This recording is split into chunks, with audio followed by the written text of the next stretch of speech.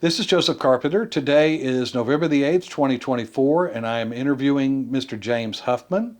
This interview is taking place at Terrell State Hospital. It is sponsored by the UTA Department of History and Geography and is part of the Terrell State Hospital collection. Thank you for agreeing to be interviewed, sir. Thank you. Where are you from originally, and tell me a little bit about your growing up. Yeah, I began life on this earth in Austin, Texas. My mother and father were both employees at the Austin State Hospital. At the time, there was an employee ward where employees that had sicknesses or health or whatever, they used that facility at the state hospital. Really? And I was actually born on the employee ward on September the 4th, 1936, at the Austin State Hospital. My parents lived off campus about 2 blocks away at 4009 Avenue C. Who was it who delivered you? Dr. H.F. Bolding, Bolding. He was a staff psychologist. He later on ended up at the Terrell State Hospital Really? as a next door neighbor to where my parents lived. Well, that's interesting. As far as early life, I started the first grade in elementary school at the Baker School there on close to East Guadalupe Street in Austin. Mm-hmm. First grade, and World War II was underway, and the the chief accountant at the Kerrville State Sanitarium was called active duty, and my dad accepted the job in 1942 at the Kerrville. It was called the State Sanitarium then, and it was a segregated facility for black tuberculosis patients. Oh. And we lived on campus there. Mm-hmm. I went through second grade at Tivy Elementary School in Kerrville. And then my dad was called up, but before he went in, back then, men with children at home, they deferred him as long as they could, and he got a second deferment. So he'd already left the Kerrville Hospital, and he took a chief accountant job at the Austin State School, which is on West 35th Street, across from Camp Mabry in Austin. Mm-hmm. And we lived there 1943 until he was actually called active duty in early 1944. Mm. When he was called up, we were forced to move off campus, and he was released in late 1945 from the Army Air Corps, and he took a job as a state auditor working out of the state capitol. I see. And there was a problem at the Terrell State Hospital in the accounting department, and he came to Terrell with a group of auditors, or a team of auditors, and they completed their work in the early spring of 1946. And before they left, the superintendent at the state hospital in Terrell offered my dad a chief accountant position. Oh. And he accepted and actually stayed on. And then when school was out in June of 1946, our family moved to Terrell, to the Terrell State Hospital. Mm-hmm. Wow. And so, what did your dad do in the military? He was a telegraph operator. Oh, that's interesting. Stationed at Scottsville, Illinois, just out of St. Louis. I see. And what about your mom? Did she work outside the home? My mom, well, she worked her entire life. She was a ward attendant at the Austin State Hospital, and then when they moved to Terrell, she actually got on in the accounting department.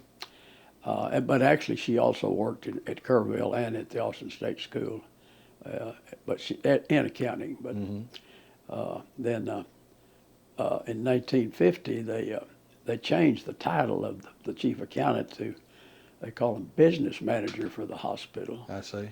And when my dad took that assignment, the nepotism tuned in, and my mother was forced to leave her position because she was in the accounting department I see. in the Okay. main building here Right. at Terrell State Hospital. So how many siblings do you have? I had one sister. One sister. And She still living? She's deceased. She Oh, passed sorry to away hear that. last January. And Sorry to hear that. But both of you grew up on the state hospital properties. right, our entire lives till we got out of high school, and basically college too, because we were still living at home. Oh, I see. And so And where did you go to high school? Terrell High School. All I right. started in 1946, September of '46. I entered Terrell Elementary School as a fifth grader, and completed my 12th year at the Terrell High School. Then after that, I enrolled at the University of Texas in Austin as an civil engineering student, I see. and graduated with a Bachelor of Science in the spring of 1959. What activities were you involved in when you were in school? In high school? Well, in high school, of course, back then, Terrell High School was a big athletic town. Yeah. I was a member of the 1952 Class 2A state championship Is that team, right? and we played our the state championship game at Kyle Field in College Station, Wow. and we beat Yoakum 61-13. Oh, my goodness. And that was the first state championship at Terrell. Later on, they had another one. And so you said you went to college at UT Austin. Correct. And did you play sports there? Now, I was on a freshman track team, I see. but I had to make a decision. Was I going to be an engineer, or was Right. I going to change majors? Because it took a lot of effort on my part and studies to accomplish see. an Yes. engineering degree. So Yes. I dropped out in the spring when they started going to these track meets and taking several days to be gone from campus. Yes. Yeah. So what year did you graduate from UT? 1959. I was a student for 5 years. And why did you choose that major? Why did you choose engineering as a major? When I was in high school, I worked on a big farm east of Ames, Iowa, Nevada, Iowa, for 3 summers. And I really learned hands-on about outside work. And I was searching for a career that would allow me to be outside and not pinned down behind a desk or in a controlled environment. And civil engineering appealed to me. I see. And in particular, highway engineering. And that's what I ended up in. So. And how did you meet your wife? What year did you marry, and how did you meet your wife? My wife and I married on August the 30th, 1958. She was from Kaufman, 10 miles south of Terrell here, and she was a 1956 graduate of Kaufman High School. And I had met her back in the 50s. Terrell and Kaufman, it was a kind of a routine thing that when everybody could get to drive, they'd drive to Kaufman and circle the square, or Kaufman would come to Terrell and drive up and down Moore Avenue. Right. And I met her. She was sitting on her grandfather's front porch with a friend, and we drove by and waved and stopped, and that's the way and she was an 8th grader then. Oh my! And how old were you? I guess I was well, let's see, 8th grader. She would have been about 14. I was Right. probably 15 maybe. Oh, okay. Right. But anyhow, we dated off and on, and later on, after she went to the University of North Texas in Denton, it became serious. I see. And we were married in '58. Did she graduate college? No, she her parents were having a really tough time financially, and then it wasn't.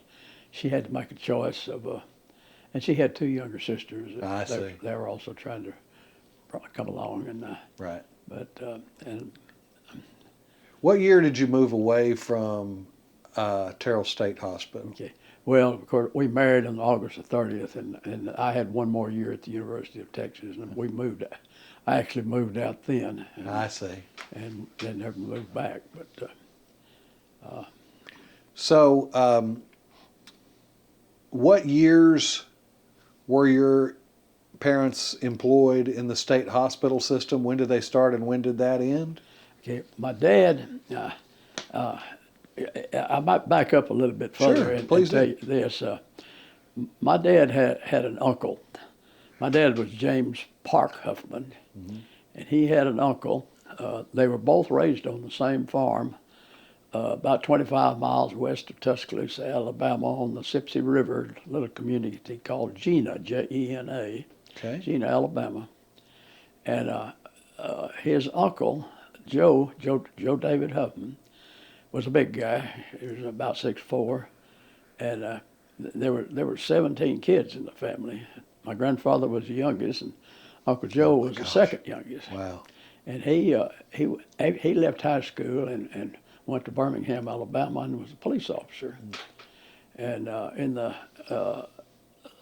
around 1890, he got a yearning to go west, young man, and he got on the train system. Of course, the train system didn't have a thoroughfare all the way from East Coast to West Coast Right. on one line then, but through the system, he ended up on the Texas and Pacific Railroad, I think down in Marshall. And he got to Terrell, and he was out of money.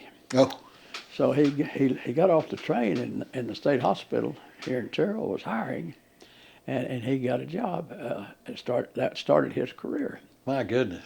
And he must have been a pretty sharp guy because he ended up being the chief accountant at the Terrell State Hospital. Oh, And then along the way, and I don't know what year this occurred, but he transferred to the Austin State Hospital okay. and held the same position there. Uh-huh. And he had a house on the grounds there. And in 1927, my dad, he was a pretty big guy, and he played freshman football for the University of Alabama. I see. And anyhow, he decided he was tired of school, and his Uncle Joe offered him a job at the Austin State Hospital I see. as a ward attendant. And he came to Texas in 1927. I see. My mother Okay. had grown up on a farm or outside of Dripping Springs, which is about 32 miles west of Austin. Right. And she had gone to the city, and she was working as a ward attendant at the Austin State Hospital.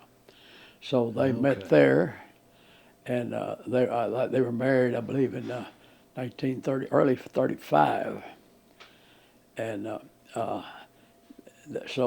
then I came along in September of 36.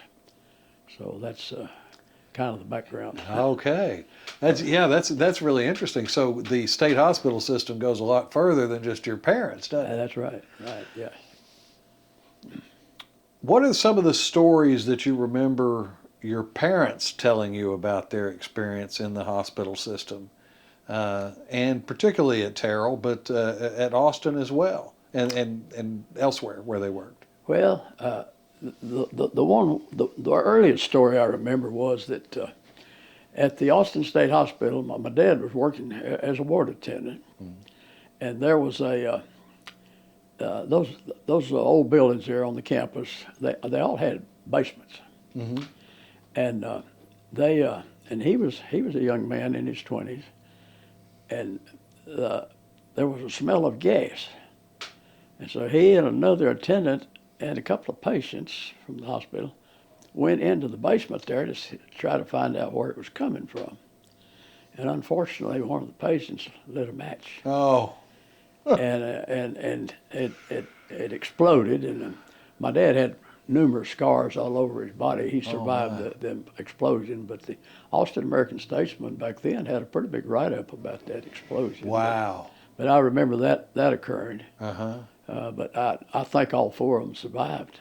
My goodness. But it was a early on experience.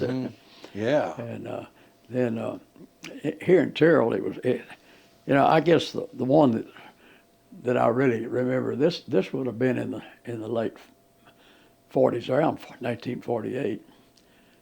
My dad told the story about, and these were black persons. There was an older lady and a young son, kind of like a teenager, that were brought on the campus here, and they had found them in the Trinity River bottoms between Rosser and on down south. And they had been living in the river bottoms for years. Oh my. And anyhow, they when they found them, they ended up bringing them to the hospital here. And I don't think either one of them lasted very long. But that was kind of a story that stuck in my mind. It's kind of those things that could that really have happened? But it actually did. And he also there were back in those days there in the 40s and early 50s. It wasn't unusual for a patient here at the Terrell State Hospital to leave the campus, you know. And one night, and the people that were living 24 hours on campus would all go together to try to pick them up or find them. And my dad had a little 22 a rifle that he'd always carry with him, and he told a story about they had determined that this male patient had gotten over into South Terrell, and Terrell was a big cotton town then. Right. There was a cotton yard with bales of cotton stacked high, and he said they knew that patient was somewhere in that cotton yard, and he said he was walking. It was dark, and he was walking through all those rows hunting, and anyhow they picked up the patient the next morning, and he came back out here, and my dad asked him. I said, "Where were you?" He knew his name even. He said, "Mr. Huffman," says, "I was up on top of one of those cotton bales, and I watched you pass me several times." And on the video that I provided you, Mr. Frank Music, he tells a similar tale about a female patient where he and his wife were sitting at home at lunch, and they saw her leaving the campus on the south side and going over to U.S. Highway 80. This was before there was any interstates. And he tells a story about them going and picking her up. And he had a brand new 1948 Chevrolet. And they picked her up, but they some way or another ended up his wife had to come back over to the campus to get an attendant to take her. And he said he was left there on the shoulder of US 80 holding this lady around the waist to keep her from getting away. Oh, wow. And those I right off, I can't. What was it like for you growing up on campus? Well, it was we were kind of a different group back then, because a lot of your schoolmates in those days were still living out on the farm. Right. Probably half and half, about half in town and half on the farm. But for me, it was a unique situation in that I didn't live in town or on the farm. I was living on the campus of the state hospital. Right. And I wasn't the only one. There were about there was half a dozen of us or so. And we had all the advantages of what went on in town, but this state hospital, it was pretty self-sufficient. We didn't, back then, and before the legislature or the State Board of Control changed it, employees living on the campus here, nearly all of their food supplies were supplied free. They had what they call matron services, where the matrons would come to your house and clean the house, change the linen. We slept on sheets that had been ironed in the big, huge presses they had on campus. Wow. And basically, even though the salaries that my parents drew were very small in comparison maybe to the outside, it was more or less like spending money, because so many of their vitals were provided on campus. Right. You had the dairy, you got free milk, you had the meat market, you got pork, beef, whatever. You had the egg farm, you got your eggs and chickens, and in particularly the bakery. I say, that was the best smelling place on the campus here. If you were in the vicinity of the bakery, you could smell that bread baking. They were huge, big old ovens that rotated, and the employees that manned it, they were dressed in their white uniforms, and just anybody that worked on food services usually had a white uniform and aprons on, and And what was that like? What was that experience like for you? Were there other children that were your age who were Yes, on campus? yes. And how? What kind of did you have freedom to roam? Yes, you know, interesting. As far as I know, our house here on campus was never locked. In the summertime, my folks, starting in '46, they were determined to take a vacation trip every summer, and we'd go to Colorado or wherever. Never locked the doors. Wow. Talking about stories, there was one. We as they would never lock the doors. Well, one day, my mother heard someone talking in our house here on campus, and back then they had the telephone system went through a central switchboard at the administration building, and there was a lady in there on the phone trying to get called outside, and it was a patient. She just walked in and was trying to call somebody to come get her, but A little surprising, I guess. you know, it's that. But we had free. I mean, the campus. Yeah. I called it 500 acres. I think it was even bigger than that, maybe 600. But and a lot of it was away from the developed area. And I had the pleasure of.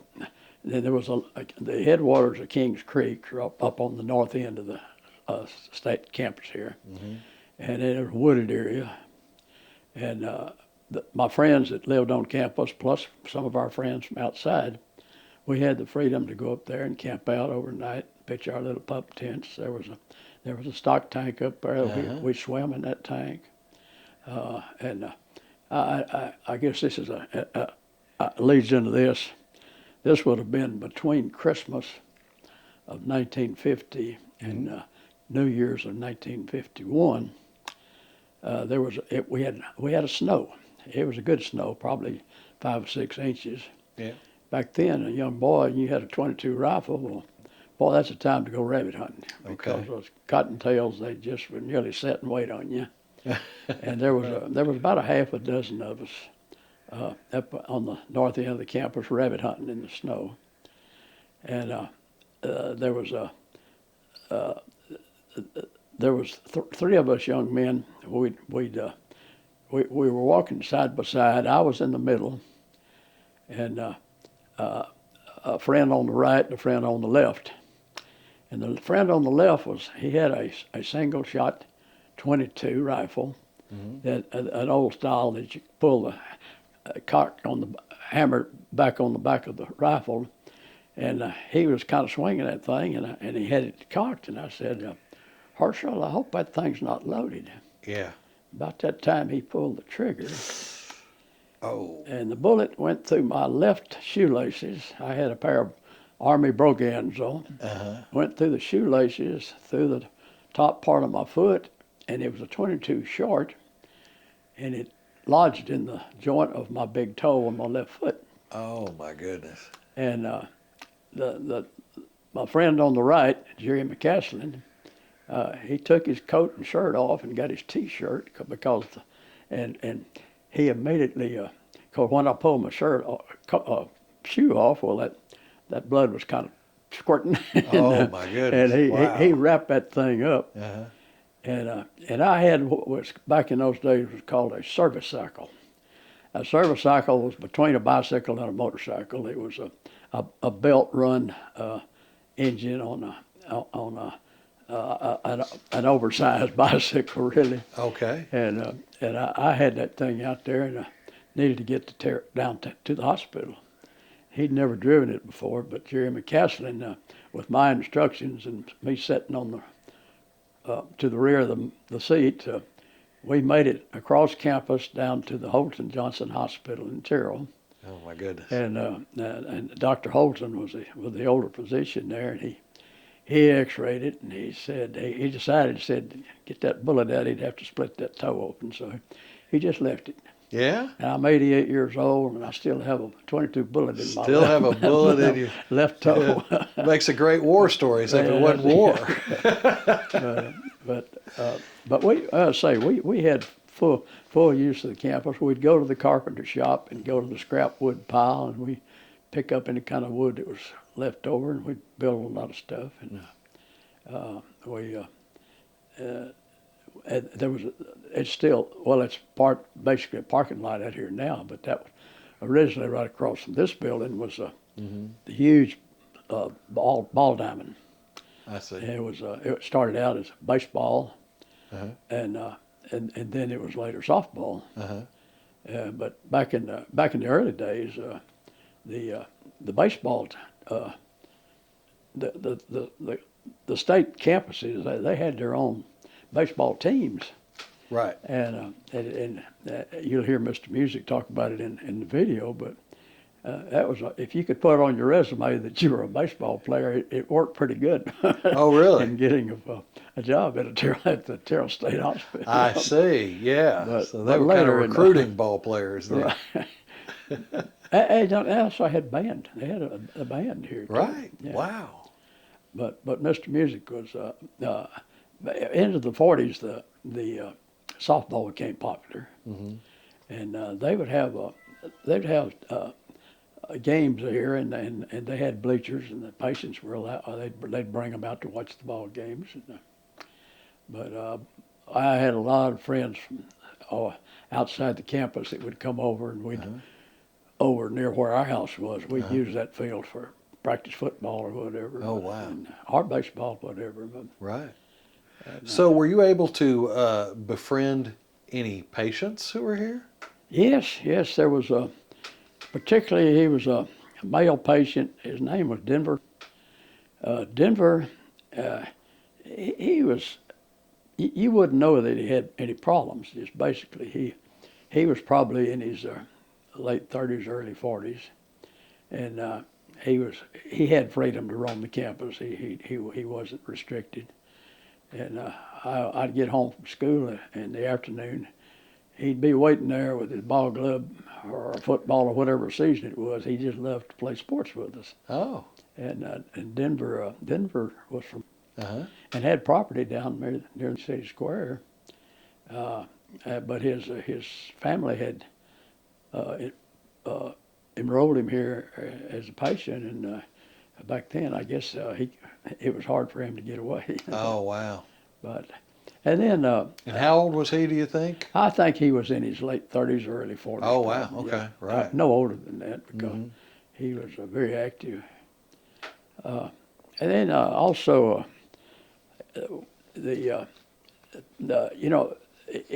a patient at the time, they had to have permission from their physician to be able to do it, but they were allowed to take jobs around the campus. I see. And this was, as far back as I can remember, starting shortly after we arrived here in 1946, we had a lady named Miss Gladys.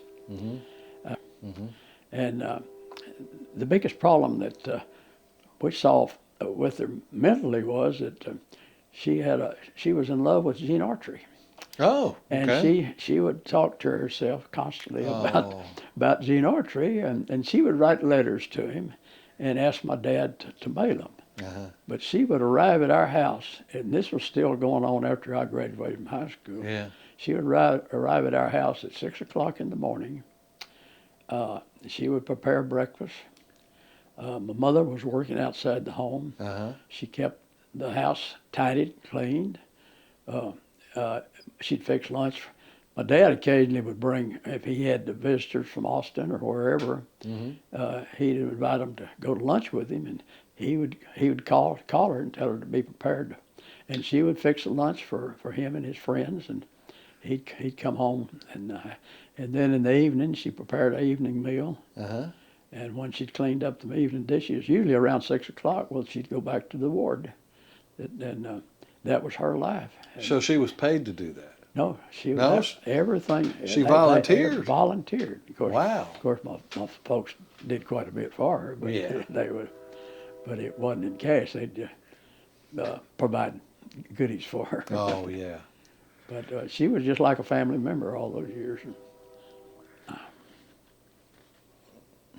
So what was your favorite part of living at Terrell State Hospital?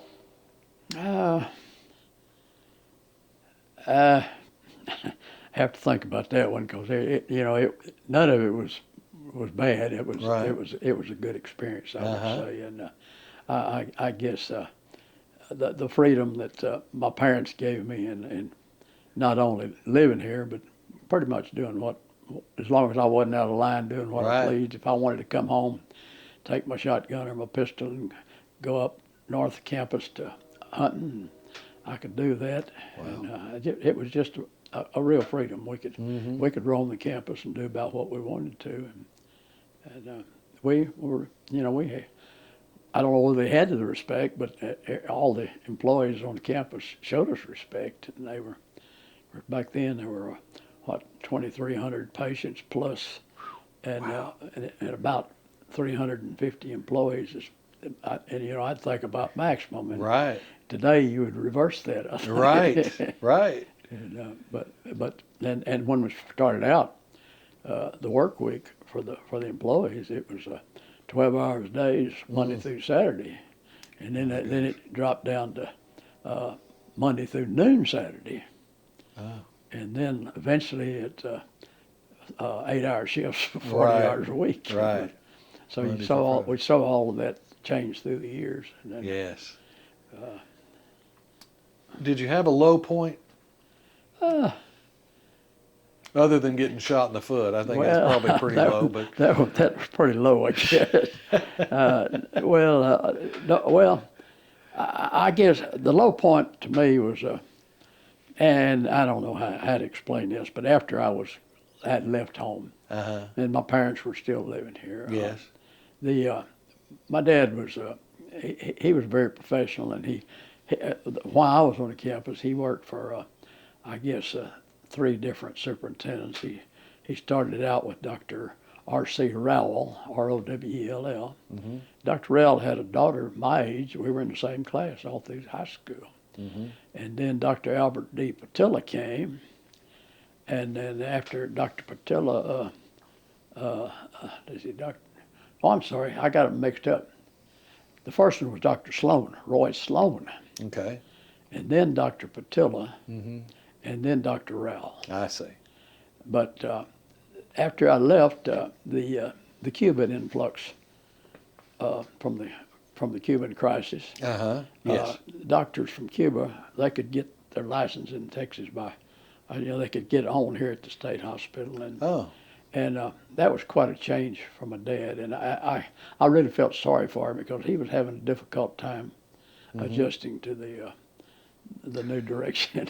Right. It's just the different cultures, Yes, and I see. and what they expected. It wasn't what he had grown up through the years as far as administration. But What friends do you remember specifically? You mentioned a couple when you were shot in the foot, for instance. But what friends do you remember, and did you stay in contact with them once you left, or once they left? okay, let's start off when we first came here. Mr. Frank Music, who was the agricultural supervisor, had a son, James Ray Music. Mm-hmm. James Ray is 3 years older than me. We became friends. He's still alive today. He's in his early 90s. Lives in Irving, Texas. I see. I still stay in contact with him. He's lost his wife. He's by himself. So we've stayed in contact. Then the next group was Dr. Patilla's children. He had a son and a daughter, Dick Patilla and Mary Patilla. Dick and I stayed in contact. He ended up as in U.S. Air Force, a military career. He lives in San Antonio. I have minimal contact, but I still have contact with him. Liz Rowell, who was my age, and Dr. Rowell's daughter, we graduated together from high school, but I've lost contact with her. And then we had young Ken McDonald, and his dad, he was building and grounds and then carpentry, and he was in charge of all those areas. And Ken made a career. He got a degree in engineering from Texas Tech, and made a career as the engineer here for the Terrell State Hospital. Right. And we're in the same Sunday school class. to Oh, this is that day. right? So we and of course he lived on the grounds here for many years too. And his wife, Ann McDonald, I bought the house that she grew up in when we moved from in my career from McKinney back to Terrell and remodeled it, and I live in it to this day. So, Wow. So it's kind of unique. Yes. But the outside friends, Herschel Greer, the one that accidentally shot me through the foot, we're still close friends. He's Really? retired, lives in Athens, Texas. He Do you became, ever let him forget that? every class reunion night. And, we had one about 3 years ago here in Terrell, and we shared memories with the with the rest of the class. But and Jerry McCaslin, the one that got me to the hospital. Yes. Unfortunately, Jerry passed away about 6 years ago with cancer, and his wife, Mamie McCaslin, I still have contact with her, and she's in a rest home over in Rockwell. I see. And I told you my sister had passed away, but I was trying to think of but those were on campus friends. Right. And Right. I don't know. But it's almost an idyllic upbringing. It seems very Norman Rockwell in a way. Do you feel that way? Well, I look at it as very unique. I don't Yes. think there's very many folks that I've mentioned some that I know locally that had the same background, but it's a unique experience that most youngsters didn't have, and but it was the circumstances and the time in our society when things weren't quite as restrictive as they are today. Right. So there were a lot of freedoms that we had growing up. That just like coming on campus today, the maximum security. Right. Even getting to this. This building, yeah, you had a security I escort. had someone escort me to the building, and back in the early days, there might have been a guard station there, but it wasn't utilized. Right. But I left out a person that I need to Okay, go mention. ahead. Yeah, please. The plant engineer for the state hospital campus was Mr. John Elbert Bale. Okay. Mr. Bale was a senior even to my father, and that he was a World War I Corps of Engineer NCO. He was stationed in France, and he was an orphan from about the age of 12 years old. Oh, goodness. And he joined the Navy whenever he was, just as soon as, I think he was actually underage, but he got in the Navy, and then when the World War I came along, he got into the Army Corps of Engineers. And anyhow, he was, after the war, he got on here at the Terrell State Hospital, and he lived in a house just to the left as you come on the gates of the grounds here, and took care of all the plant operations. But anyhow, he had two daughters and a son. Well, the son was the youngest, and he was a very close friend, Don Elbert Bale. I see. And Don and I grew up together, and unfortunately, and Don made a career in the U.S. Air Force also. Oh. Okay. He had a goal of wanting to be a pilot, but he ended up his health didn't get him. He couldn't pass the physical, so he ended up as a maintenance officer, and spent his 20-something years he ended up at Burke Burnett, Texas, out of Shepherd Air Force Base. Yeah. But he was the one. His older sister. During World War II, we had a British training base here for pilots. Yes. In Terrell. And his older sister married a pilot from Nevada, Iowa, who had a big farm. That when he was a college student going to the University of Iowa, he had his own plane to fly from the farm down to Iowa City. Right. And anyhow, during World War II, he was an instructor here. for the British pilot truck. I see. And anyhow, he had that big farm up there that came from through the family, and that's where I spent three full summers working.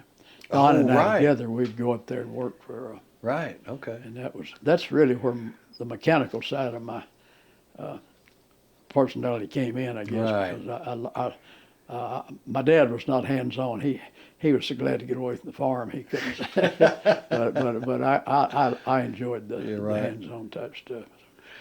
So now you live in Terrell, and so this may be an obvious question for you, but what takes you back to those days? What reminds you of the time that you spent here? Music or smells or sounds, anything? Well, nostalgia. Yeah. I mean, when I start thinking, we start talking about, going through high school here. I said I was on the football team, and I was on I ran track, and we'd leave Terrell and go to the other cities around Mesquite, Greenville, even Garland back then. Yeah. We were known. We were from Salem City, and that's what. And every now and then now, when I'm talking to somebody, say I'm from Terrell, they still remember that Terrell's reputation was. Yes. Because basically, the hospital at that time, the patients here comprised close to at least 25% of the population of the city of Terrell. Right. And I always used to think it was more than that, but actually I think about 25%. Goodness. And we were 9,000 to 10,000 people in those days. So let's talk a little bit about what you did when you graduated from college, because Okay. you had some big projects, at least one I have in mind. So talk a little bit about what you did after college. Well, as I said, I majored in civil engineering, and specifically looking to be a highway engineer. And when I graduated in 1959, the Kaufman County Highway Department engineer, who was in Kaufman, he contacted me and offered me a job as an engineering assistant starting out. At that time, U.S. Highway 80 through Terrell was 2-lane all the way to Dallas. And so starting in June of '59, my first project, which incidentally they're tearing up now and rebuilding, was widening US 80 through downtown Terrell out to Lawrence, to where it connects into the interstates. The US 80 was Interstate 20 then. Right. And I started out in construction, and in the area of Terrell where State Highway 205 and US 80 are now is where Walmart is and CVS Pharmacy and so forth. And I designed most of that intersection that's being torn up. Is that right? So, but Does that make you a little sad? Well, it makes you think. Yeah. you lived a long time to see something you built. So Right. that served all those years being torn out. Right. But, Yes. But then in January of 1961, I was offered the assistant engineering job for Navarre County in Corsicana. So we moved to Corsicana in January of '61, and we stayed there until January of '69. And I was both designing and following through with construction on not only the farm to market system, but the Interstate 45 system and and State Highway 31, which runs from Waco to Tyler. And I worked in Navarre County on all of those projects. Right. And then in the fall of '69, Mr. John Keller, who was also a Terrell engineer, he was our district the Dallas district comprised of 7 counties. Okay. We started out with Dallas and Collin and Denton, Kaufman, Rockwall, Navarre, and Ellis. So Okay. and which is a pretty urbanized area. Yeah. But anyhow, they were rebuilding or extending Interstate 75 or US 75 through downtown Dallas as Interstate 345. Interstate 45 terminated south of Dallas, and going on through downtown, it's basically as a spur as Interstate 345. I see. Connecting to North Central Expressway. Yes. And so, anyhow, Mr. Keller wanted me to come to Dallas as construction engineer on that project. So from 1969, and basically it was all bridge work. It's then 5 Mile Bridge, I called it. Wow.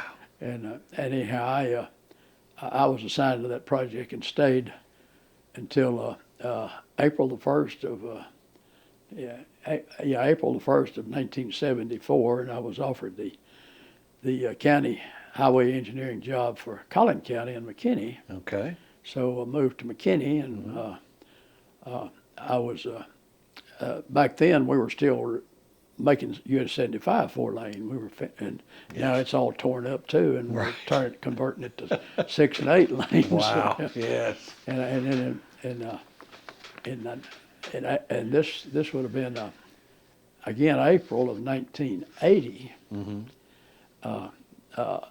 Mr. Keller retired, and then the new district engineer asked me to come to the Dallas office to serve as the deputy district engineer. I see. Okay. So starting in 1980, I was stationed in the Mesquite District Highway office, and I served as the deputy, and then the last 5 years of my career as the district engineer for the Dallas district. And it was a big job. We had 1,100 employees.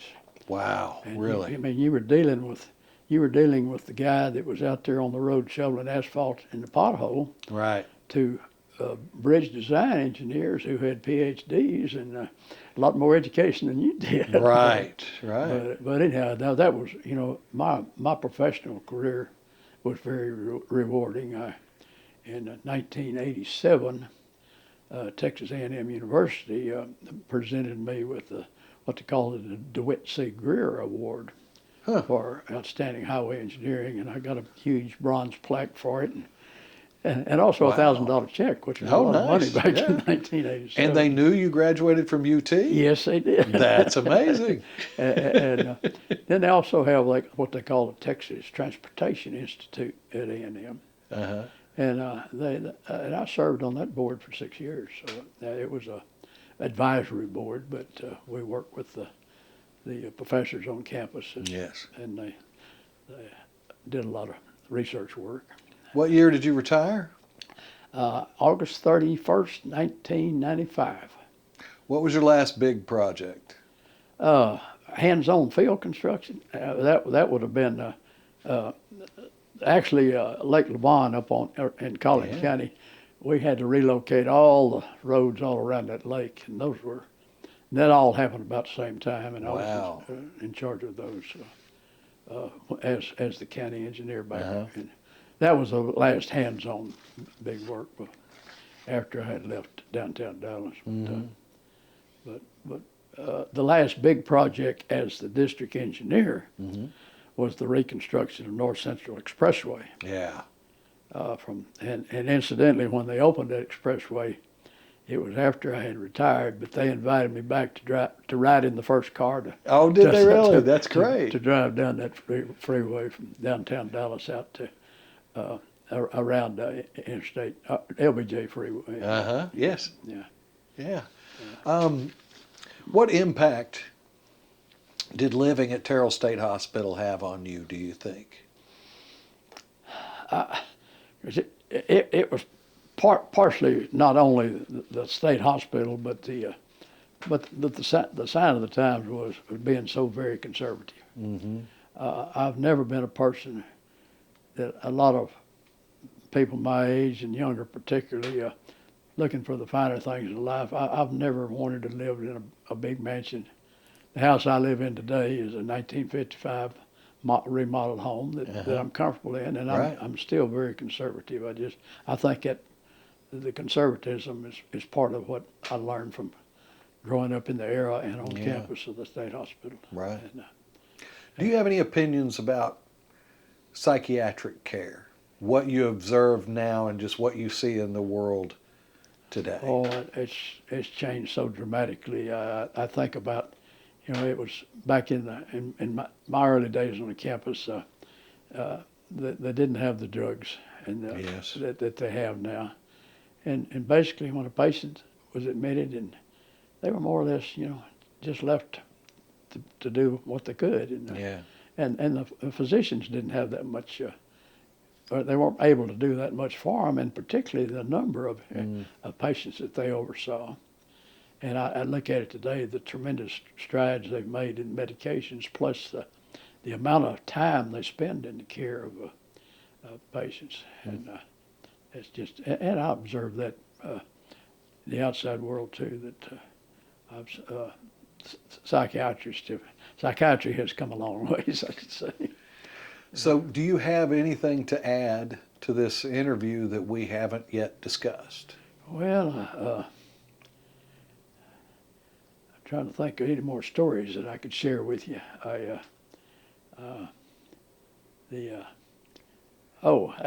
got to share this one little last story with please you, do. Joe. We talked about me having the Herschel Greer and the bullet in my toe. Right. There's a follow-up to that. Okay. Young boys, 14 years old, rabbit hunting in the snow. Uh-huh. And there was about a half a dozen of us. Right. Herschel was so afraid that his parents were he couldn't live through it if he had to tell his parents about that situation. Right. So we made a pact before I left out there that we would keep it a secret. And I was at home after they had released me from the hospital with my foot bandaged up and on crutches, and I told you about Denver, the patient. Yes. But just outside the gates of the hospital here, there was a little store, a grocery store, Whit's Grocery on the left there. Mm-hmm. And not only employees but patients use that store for their good buying stuff and so forth. Mm-hmm. Well, Mr. and Mrs. Greer, they lived on College Street, just a few blocks over, and they shopped there. And Herschel hadn't told them, and they were shopping at the grocery store there, and Denver was there. And Denver says, "What do y'all think about Herschel shooting old James?" and because that's the first they heard of it. Well, here I'm home recuperating. Right. And Mr. and Miss Greer were from really old times. They still had I think it was a Dodge, but it was the Model A era vehicle. Oh, wow. The spoked wheels. Yes. And Miss Greer, when she dressed up, still wore the lace-up heeled shoes. And, Yes. And Mr. Greer was anyhow. In the driveway, here comes that Dodge, and Mr. and Mrs. Greer with their Sunday best on, and Herschel with his suit and tie on. Oh, my God. And they come to the door, and they're carrying a bouquet of roses. And of course, we welcomed them in, and they couldn't have been more apologetic. Sure, right. But it was that was just that was the sign of the times. But I thought it was that's a very much a remembrance that I never forget. Yeah. And how did your parents deal with the secret?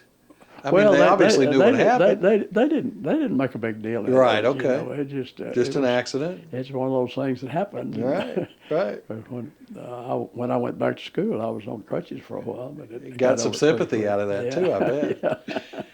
But I had to share that with you just for that. That's great. That's wonderful. Well, thank you so much for agreeing to be interviewed. Well, I hope you get something out of it. Oh, absolutely. Wonderful stories and wonderful remembrances. So thank you so much. I appreciate it very much. And if you got any questions about what I left with you, well, just give me a call. Oh, I certainly will. Thank you very much. You bet. Thank you.